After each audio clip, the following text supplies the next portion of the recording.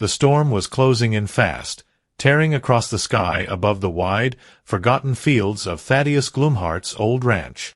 The grizzled farmer, with deep-set eyes and a soul worn thin, pushed open the barn doors expecting nothing more than the usual creaking wood and the earthy scent of hay. But what he saw in that dim light froze him in place. Two small figures stood out against the straw, a boy with stiff posture and a girl in a red dress, sitting calmly, staring straight at him. Clara Vexmore, the girl, didn't cry. She didn't shake. She just watched him. Her golden curls were matted with dust and dry leaves, like she'd wandered through a forest in silence.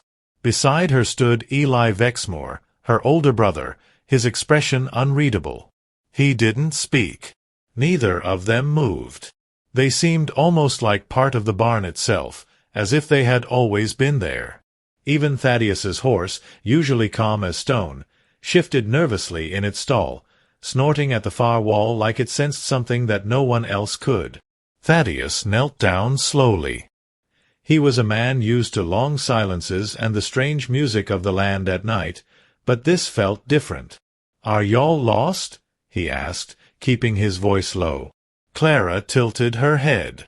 The flame from his lantern flickered in her wide, dark eyes. Then, in a whisper soft as breath, she said, "He's coming when it gets really dark. He said it's not time yet." A chill ran down Thaddeus's spine. Her voice didn't match her age. It was too steady, too calm, like she was repeating something she didn't quite understand, or something she knew far too well. Before he could ask who he was, Eli gripped his sister's hand tightly. The boy's gaze cut through the old man like a warning. Thaddeus hadn't felt fear like that in years. Not since the war, not since the night his wife died. The barn door slammed shut behind him with the next gust of wind. Outside, the sky was black as pitch. And for a moment, just a heartbeat, Thaddeus saw a figure standing by the far fence. Tall, still, watching. But when he blinked, it was gone.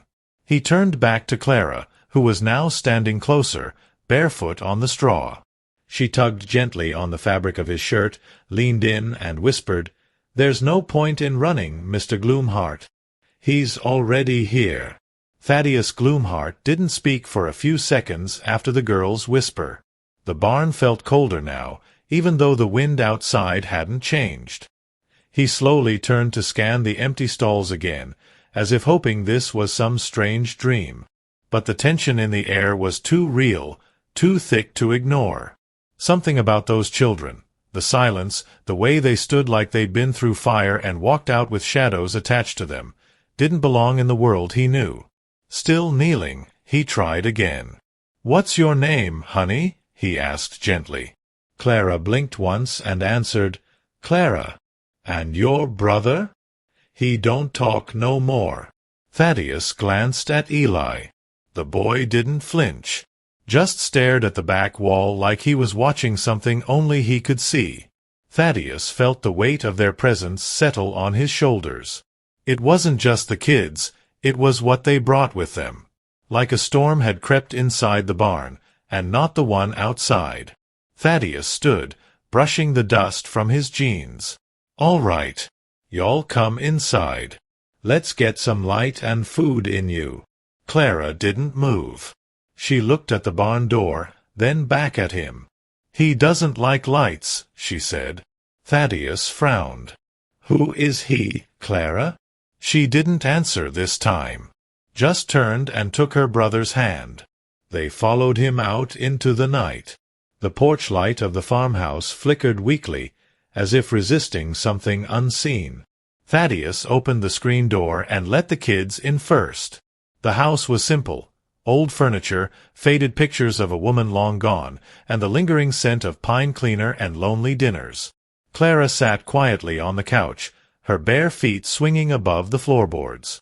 Eli stood near the window, watching the trees sway under the wind. Thaddeus picked up the phone to call the sheriff, Deputy Mervyn Slabgut, but paused. What would he even say? "Two strange kids showed up in my barn talking about some he that's coming when it gets dark?" Slabgut would laugh him off and chalk it up to moonshine. Still, Thaddeus dialed. No signal. Storm interference, maybe. Or maybe something else. He pulled a blanket from the hall closet and draped it over Clara. "You're safe now," he said. She looked up at him slowly, her voice nearly a whisper again. "You think this house will stop him?" Thaddeus didn't respond, because deep down something told him she might be right. By morning, the storm had passed, but the clouds hung low like smoke. The air smelled of wet soil and something metallic that Thaddeus couldn't quite place. The kids hadn't moved much during the night. Clara fell asleep on the couch with her hand clutched tightly around her brother's shirt. Eli sat upright in the wooden chair by the window, unmoving, watching the road like he was expecting something, or someone. Thaddeus brewed coffee strong enough to wake a dead man and tried again to get a signal on the old landline. Nothing. He sighed and grabbed his truck keys. "I'll drive to town.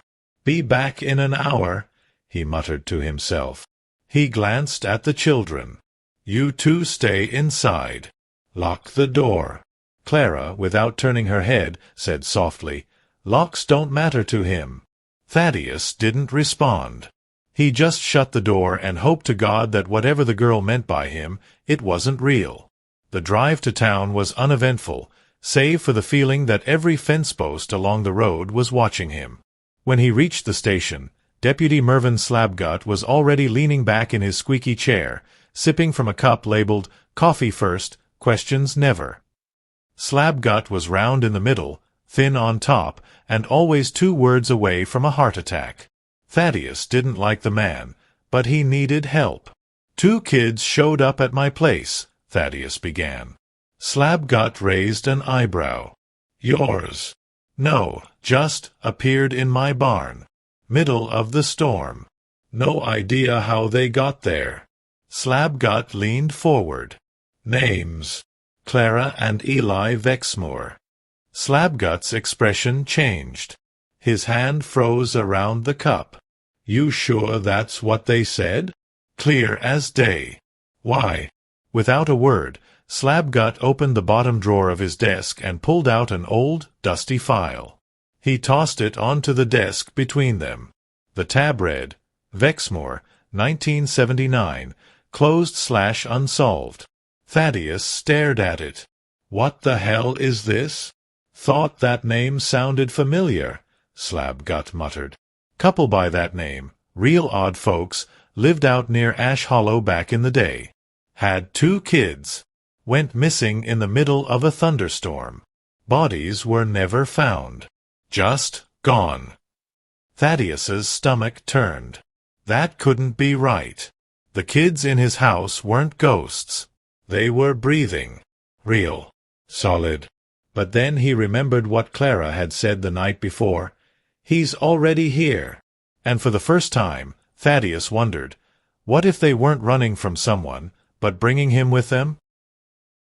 Thaddeus Gloomhart didn't drive straight home. The file in Slabgut's office was still echoing in his mind. 1979. 2 children. A storm. Vanished. Same names. Same storm. Same eerie silence. It didn't make sense, and he knew only one man who might have lived long enough, and deeply enough, to remember something that the rest of the town forgot on purpose. He turned off the main road and headed toward the crumbling chapel on Millstone Hill. The place hadn't held a sermon in years, but Pastor Ignatius Bleakwell still lived in the crooked little house beside it. Folks said he lost his mind after his wife passed and the church roof caved in. But Thaddeus didn't care about gossip. He knew Bleakwell had a memory like a trap and a fear of God that ran deeper than the roots of the oaks. The pastor was sitting on his porch, wrapped in a moth-eaten shawl, sipping tea like he'd been expecting company. "I saw the storm," he said before Thaddeus even parked. "And I smelled her on the wind." Thaddeus stepped out slowly. "You remember the Vexmore kids?" Bleakwell chuckled without humor. "They weren't kids for long." Thaddeus sat beside him, the wood creaking under his weight. "Tell me what you know." The pastor's eyes drifted toward the horizon. Their parents moved out to Ash Hollow in '77. Said they wanted peace, isolation. But the land didn't want them. Old stories said the ground out there was cursed, something buried in the soil long before our kind walked it. People started hearing things, seeing things at night.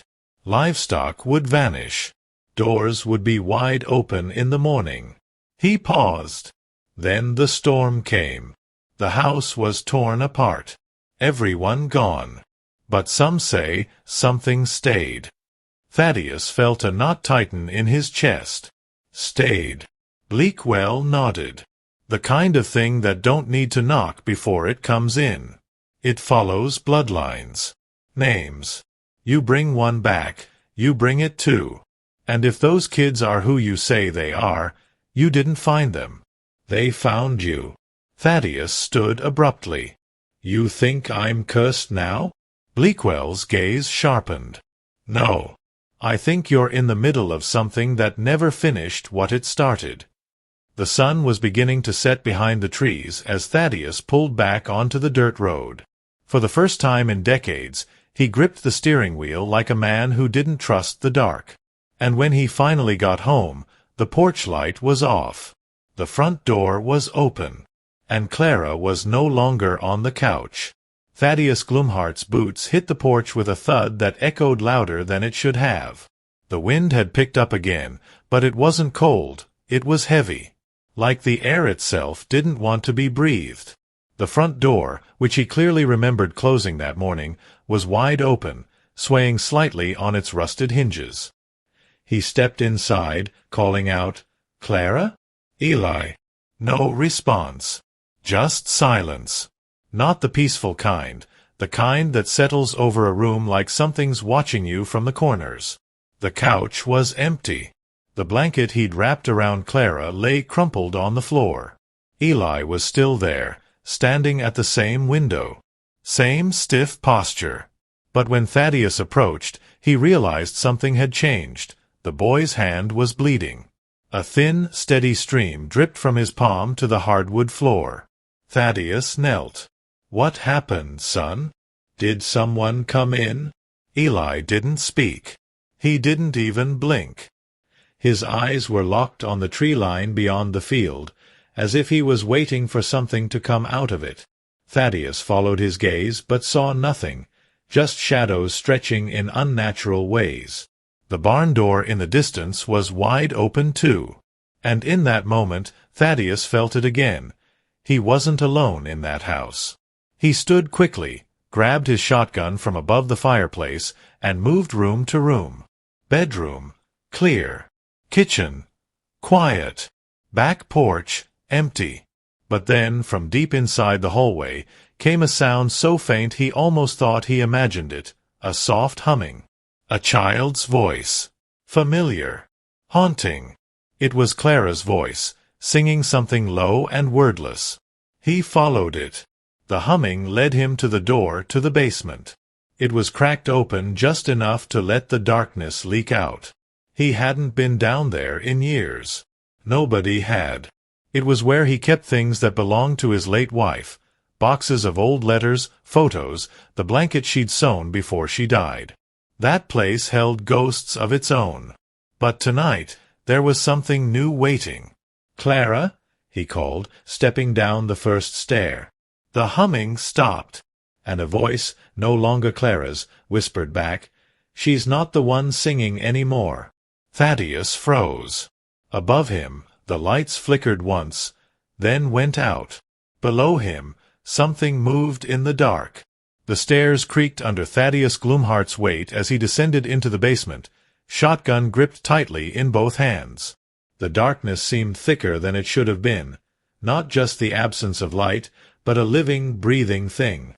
The walls were lined with shelves full of forgotten things, rusted tools, half-rotted crates, old wedding photos wrapped in plastic. But now there was something else. The smell. Damp, metallic, and sour. It was the smell of something that shouldn't be alive, and yet was. He moved slowly, his boot catching on something soft. He pointed the flashlight down. A small, red ribbon. Clara's. It was tangled in a smear of dust and what looked like black ash. "Clara?" he called again, his voice rough. No response. But somewhere near the far wall, something shifted, a scraping sound like nails on stone. As he aimed the flashlight, the beam hit the far corner, and something was there. Not Clara. Something tall, hunched, its back to him. Its shape flickered, like it didn't fully belong in the room. The air vibrated with a low, unnatural hum. For a second, it turned its head slightly, but not all the way, and Thaddeus saw eyes. Not glowing. Not red. Just empty. As if whoever or whatever wore that shape didn't have a soul behind it. He raised the shotgun. Step away from the girl. No answer. Then came a voice, but not from the figure. It came from the walls. From the floor. It was layered, like dozens of whispers trying to speak through a single mouth. You welcomed her in, and she welcomed us. Thaddeus took a step back, suddenly cold despite the sweat on his neck. He looked around and realized there was no Clara. No Eli. Not down here. Maybe not anymore. And before he could move, the shape vanished. Not walked, not ran.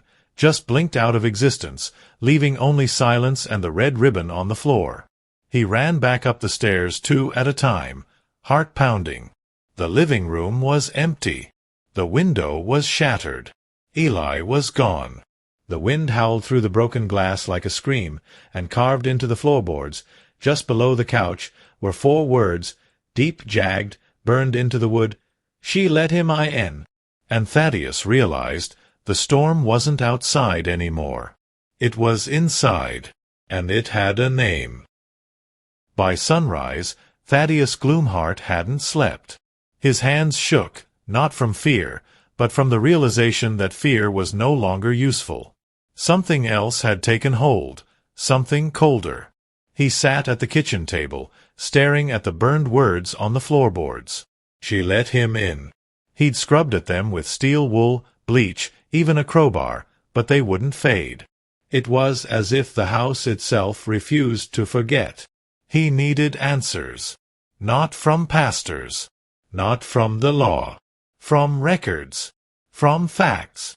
He drove straight to town, bypassing the sheriff's station, and instead pulled into the side lot behind the Dustwood Library, where the curtains were always drawn, and the air always smelled faintly of mold and secrets.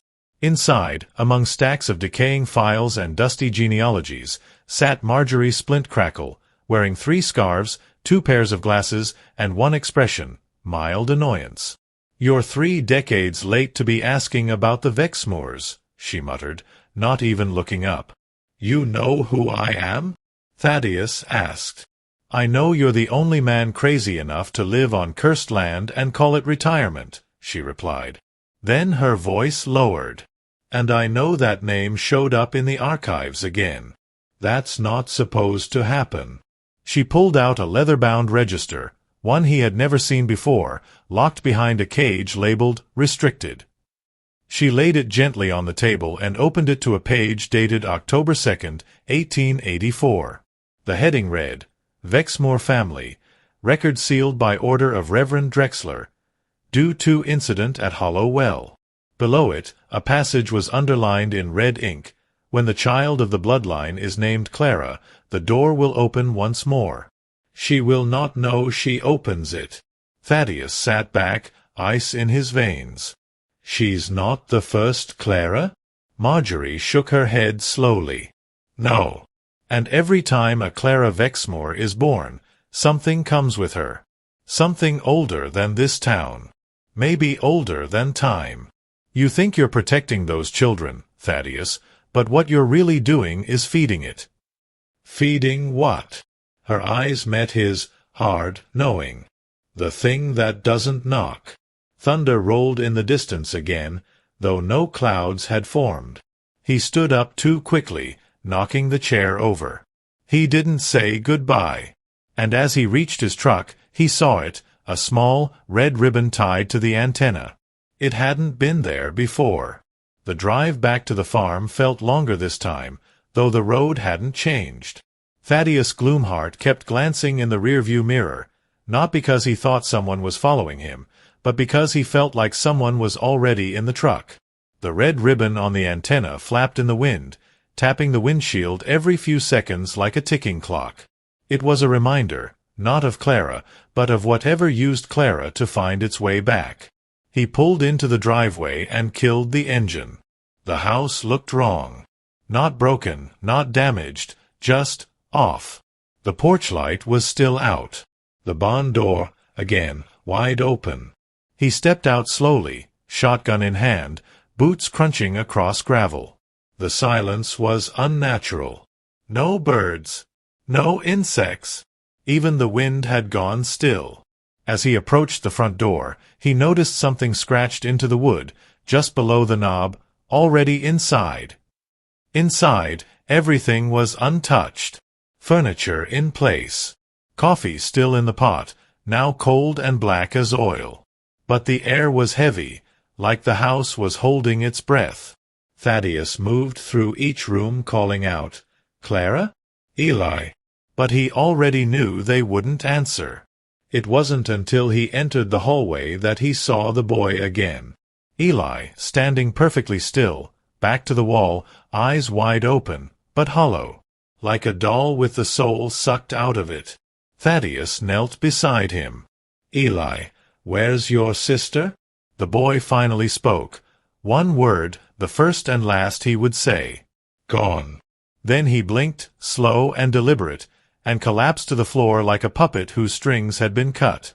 Thaddeus caught him, heart pounding, and laid him gently down. There was no blood, no breath, just stillness. But written across the boy's palm in what looked like ash were the words, "The door is open." Thaddeus stood up, fury and terror boiling together. He wasn't sure if he was going mad or finally seeing clearly for the first time. He stormed out of the house, across the dark field, and into the barn. And there, in the farthest stall, he saw it. A circle burned into the ground. Symbols he didn't understand, but felt. And in the center, Clara, sitting calmly, eyes closed, whispering a name over and over again. He stepped closer. Her eyes snapped open, and she smiled. Thaddeus Gloomhart took one cautious step into the stall. The barn felt wrong, not cold, not hot, but unreal. The air shimmered around the circle burned into the dirt, and Clara sat inside it, hands resting on her knees, eyes locked on him with an unnatural calm. The symbols at her feet pulsed faintly, like the heartbeat of something ancient. She tilted her head and whispered, almost playfully, "You shouldn't have let me stay." He raised the shotgun, sweat rolling down his back. "Where's the real Clara?" he demanded. She chuckled, no malice, just amusement. "There is no Clara. There never was. Just a key, wearing a name." Lightning cracked outside, even though the sky had shown no signs of storm. The wood beams of the barn groaned. Dust fell from the rafters. Thaddeus felt the ground vibrate, like something deep beneath them was stirring. "You're not staying here," he growled. The girl stood slowly, her red dress rippling as if caught in a wind only she could feel. "I've already been here. Before this land had a name. Before your bloodlines were born. I only needed her name to open the door. You were just the welcome mat." Thaddeus felt rage boil in his chest, but fear too, not for himself, but for what might come next. If this thing stayed, if it took root, no one beyond this farm would be safe. Then he saw it, just behind Clara, inside the glowing circle. A shadow began to rise. Massive. Wrong. It had no face, only a shape that swallowed the lantern light whole. It twisted and writhed like smoke trying to take form. From it came the same layered voice he'd heard in the basement. "We gave her the name. She gave us the door." Thaddeus backed away. The shotgun trembled in his hands. For the first time in years, he prayed.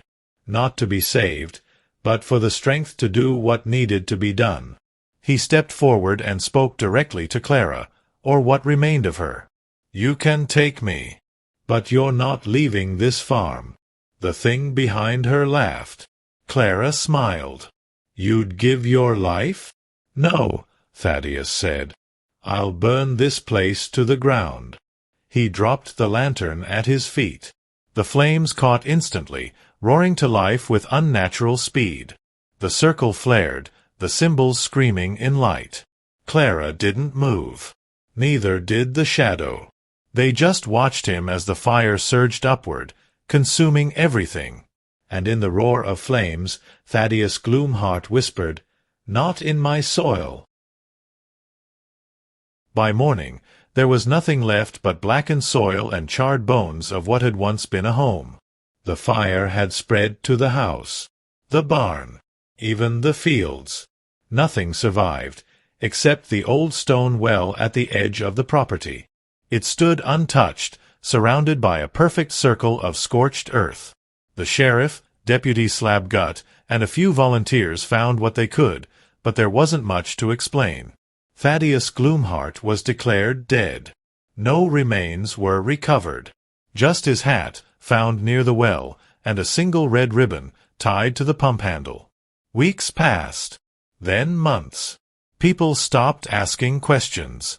The land was sold at auction, but no one ever moved in. Every time someone tried to build on it, something would go wrong. Foundations would crack. Workers would quit. Animals wouldn't go near. Locals began calling it hollow ground. The name stuck. But on one cloudy afternoon in early spring, a librarian named Marjorie Splintcrackle returned to the edge of the burned property with an old leather-bound book in hand. She left it near the well without a word. On the inside cover, she'd written, "Do not speak her name. Do not claim her blood. If she returns, let the fire return with her." And as she walked away, she heard something, faint, carried by the wind. A child's voice, humming, low, wordless. Somewhere beneath the soil, something remembered.